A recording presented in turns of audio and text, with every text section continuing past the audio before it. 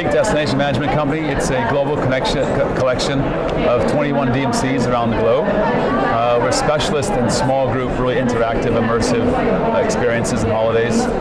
We're working with a bunch of global brand partners you might know around the world, but we're exclusively 100% B2B. So, when you say special experience, activity, holidays, give me some examples, and where in the world? Sure. So I guess we can start with Morocco since it's featured on our booth here. I think when people are looking for immersive experiences, it's got to be something which we are very respectful for the communities we travel through. So a really good example might be going to Hill Tribe, maybe meeting a Berber tribe. This is a nomadic Berber experience we have. This is actually a women-only trip we do. And it could be anything from, say, visiting our tour leaders' home and having dinner with their family for or cooked lunch. It could be a guided walking trip through Medina, for example. So it's getting them out of the comfort zone a little bit, exposing them to the opportunity to interact with locals, but in very much a safely controlled environment. And do you handle just standard leisure travel arrangements as well, or more the activity based? Generally, there's an element of adventure activity, so it could be a walking-based trip. We actually do quite a bit of cycling trips. It could be walking through city centers, back streets, so active, but soft, maybe adventure if you like. So we do some trekking programs. It really depends on who we're working with. A full range, I guess. Kind of where we put our strength in terms of local expertise, and you'll find that it starts with recruiting the right type of person, character, right? Because this is a customer service-oriented industry, of course, in the first place. But you bring a certain skill set. It could be someone who's very engaging, entertaining, knowledgeable of their own culture, and very proud to share that. But at the same time, if you get beyond that, you might then be taking the next level of, let's say, a trekking guide, Paul. So it's their ability to recognize signs of, say, altitude sickness, for example, right? And knowing how to manage a situation, a crisis with a group. So it's taking the first level, which is customer service, and training specialist skill sets to those particular leaders, and then matching that with the brand partner. So, for example, the skill set of let's say a budget brand partner would be a lot different than that, say, a higher-end client, or maybe a client from the U.S. which is expecting a different level of service, even to help with carrying their bags, dare I say. Some markets like to have more information on a certain region, so it's understanding the client's needs or kind of matching the specific leaders with those needs. We maintain 21 DMCs, so those are fully fledged operating businesses, legally compliant and set up in those markets, as you can see by the colored dots behind me. And then we operate from those DMCs across 90 countries around the world. So pretty good reach. The type of groups you operate, I know you also do individual travel, but it's predominantly group. Are they for all ages, or is there a particular age group or traveler type that tend to go for these type of travel arrangements? Sure. I mean, originally, obviously, the last 20 years, I suppose our roots started with more adventurous youth travel, a really interactive experience as well. But over the years, we've seen our target audience widening in profile. So we operate anything from, let's say, a 5-star luxury experience, to be wellness, food-based trips as well. Our kind of sweet spot, if you like, in terms of our experience and how we operate, are small groups. So for us, the small groups anywhere from 10 to 12 people, maybe up to 16.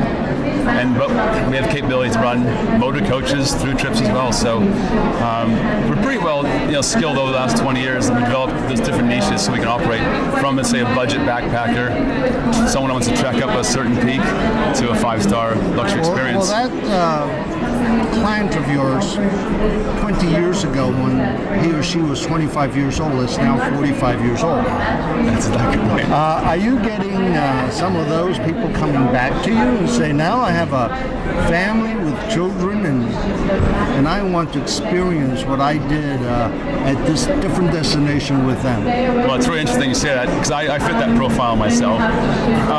We have a range of family, adventure holidays, but things have changed since then, right, as well. I would say we try to produce that same experience they had maybe 25 years ago, generally, travel trends have changed. Their styles changed a little bit. Probably not roughing it as much as they used to. They still want that interactive piece. So they love seeing their kids like in the streets, in the markets, interacting with local shop vendors or maybe in a restaurant, interacting with staff. So the interactive piece is super important for us. They still want to have that sense of the cultural adventure as well. Everybody talks about, and it's the truth, obviously, that experiential travel is the most in demand now, regardless of age group, from millennials to post-war baby boomers. That's, in essence, what you offer, isn't it? That's right. It's funny. I've been to quite a few shows lately, and I've heard terms transformational. It's probably the newest catchphrase. Immersive, authentic, and we use experiential.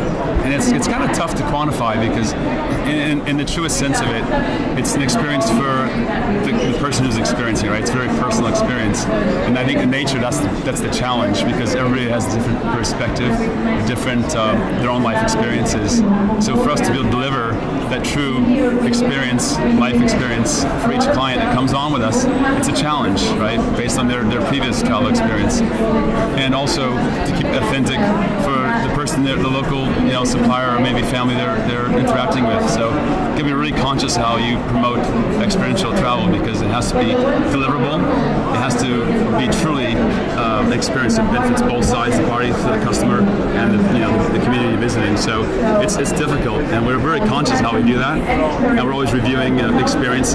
Was it a true experience? And you see travel trends change where what we thought was an experience 20 years ago, maybe because it's become a mainstay, or maybe didn't have the right benefit that we wanted to see for the local community. So we've been changing, adapting what we consider experiential. 2 or 3 years ago, when we had a good look at ourselves, and it's pretty obvious now in hindsight, but we looked at our rank of leaders, our group leaders, at the time about 1,000 leaders around the world, and we had about 20% that were female. So it became glaringly we need to do something better about our gender equality in terms of how we recruit, promote, and get build our women's workforce, particularly the leaders.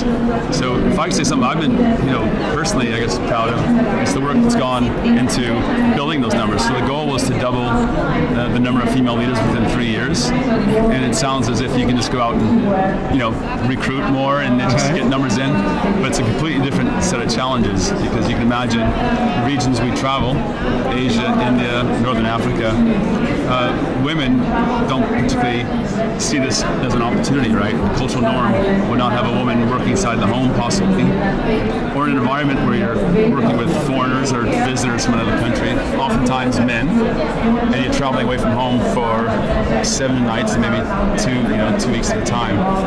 So for us to be able to build an initiative that would improve our leader numbers, female leader numbers, it took a lot of education locally, educating the families of these possible recruits, offering scholarships to get them into the business, making sure we're offering support through the training and on the road because the areas they're traveling through also aren't very friendly to sometimes female leaders as well. So it's been a real, learning curve, but for us it's something we're really proud of, and we're just kind of at the beginning of that process. So we're up to about 266 female leaders.